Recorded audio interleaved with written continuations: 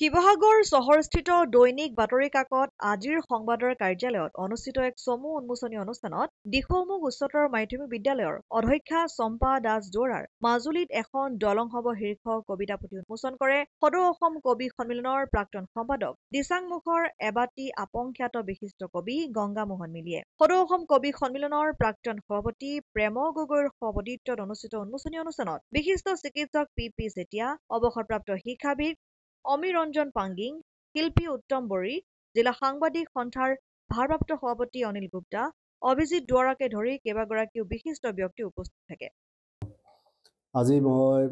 আজি এটা পবিত্ৰ এটা মুহূৰ্ত। আজি আমাৰ গৌৰৱনগৰত আমাৰ সাংবাদিক বন্ধু কুমাৰ অভিজিৎ দুৱৰাৰ সহধৰ্মিনী চম্পা দাস দুৱৰাই ঘূৰি প্ৰথম কাব্য সংকলন প্ৰকাশ পাইছে। গৰিয়াগৰ গণকণ্ঠই প্ৰকাশ কৰিছে।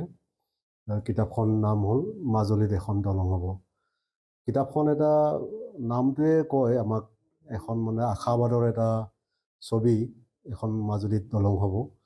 মানে সকলো মানুহে বিশ্বাস কৰে যে এখন দলং হোৱাৰ লগে লগে কেনেধৰণৰ পৰিৱৰ্তন হ'ব। এই পৰিৱৰ্তনটো তেওঁ কবিতাৰ জৰিয়তে প্ৰকাশ কৰিছে। আমি আনন্দিত হৈছোঁ আৰু খুবেই এটা আশাবাদৰ এটা কবিতা লিখিছে। আৰু কেইবাটাও কবিতা, উল্লেখযোগ্য কবিতা আছে তাত মই পঢ়িছোঁ। তাত আগতে আমি যি ধৰণৰ চিঠিপত্ৰ লিখিছিলোঁ, এই চিঠিপত্ৰটো আজিকালি অলপ কমি গ'ল আধুনিক যন্ত্ৰ মাধ্যমৰ প্ৰভাৱত। কিন্তু তাত আগতে এখন চিঠি অহাৰ লগে লগে পিয়নে টিলিঙা বজাই ওলাই যায় চিঠিখন ল'বৰ কাৰণে, কোনে লিখিছে বা কোনে দিছে, এই ধৰণৰ উগুল টুগুল এটা ভাৱ আহে। এই ভাৱখিনি তেওঁ কবিতাৰ মাজতে ধৰি ৰাখিছে। কাৰণ আজি নতুন প্ৰজন্ম সেই অনুভৱটো আচলতে তেওঁলোকে গমেই পোৱা নাই। এখন চিঠি আহিলে আমাৰ মনত কেনেকুৱা ধৰণৰ এটা অনুভৱ হয়, এটা উত্তেজনা হয়, এটা আনন্দ হয়, এটা কিবা হয়। এই ধৰণৰ ভাৱবোৰ তেওঁ বহুকেইটা কবিতাত দাঙি ধৰিছে। আমি ভাল পাইছোঁ যে চম্পা দাস দুৱৰে মানে এগৰাকী এখন হাই ছেকেণ্ডেৰীৰ অধ্যক্ষা হৈও ইমান ব্যস্ততাৰ মাজত, ইমান ব্যস্ত কৰ্মসূচীৰ মাজতো তেওঁ কাব্য চৰ্চা অব্যাহত ৰাখিছে। আৰু তেওঁৰ প্ৰথম কাব্য সংকলন তেওঁ নিজেই কৈছে যে এখন তেওঁ ডায়েৰীতে লিখি আছিল, প্ৰকাশৰ কথা ভবা নাছিল। কিন্তু এতিয়া প্ৰকাশৰ মুখ দেখিছে আৰু অনাগত দিনত আমি আশা ৰাখিছোঁ তেওঁ আৰু কাব্য চৰ্চা অব্যাহত ৰাখক আৰু তেওঁ নতুন নতুন কবিতাৰে অসমীয়া সাহিত্যক চহকী কৰিব বুলি মই আশা ৰাখিছোঁ। মই স্কুলীয়া দিনৰ পৰাই দুই এটা কবিতা লিখোঁ আৰু স্কুলৰ আলোচনীবিলাকতো কিবা কিবি কবিতা লিখিছিলোঁ। কিন্তু সেই কবিতাবিলাক পিছলৈ যেতিয়া কলেজীয়া লাইফত মই যেতিয়া অসমীয়া বিভাগৰ ছাত্ৰী হিচাপে নিজকে নিয়োজিত কৰিছিলোঁ, তেতিয়া মই কবিতাবিলাক যেতিয়া পঢ়োঁ তেতিয়া মনলৈ কিছুমান এনেকুৱা ভাৱ আহে যিবিলাক ভাৱক মই কবিতাৰ আকাৰে নোটবহীতে লিখি ৰাখিছিলোঁ। আৰু সেই কবিতাখিনি মই দুই এটা প্ৰকাশ কৰিবৰ কাৰণে আলোচনী বা বাতৰি কাকতলৈ পঠিয়াইছিলোঁ, যদিও সেই সময়ত নোলোৱা হেতুকে মই পিছলৈ পঠিয়াবলৈ এৰিলোঁ। কিন্তু সময়ৰ লগে লগে যেতিয়া ছ'চিয়েল মিডিয়া আহিলে, তেতিয়া কৰোণা কালত মই সেই কবিতাখিনি প্ৰকাশ কৰিছিলোঁ। আৰু তেতিয়া মোৰ দুই এক বন্ধুৱে সদায় কৈছিলে, তই যদি কবিতাখিনি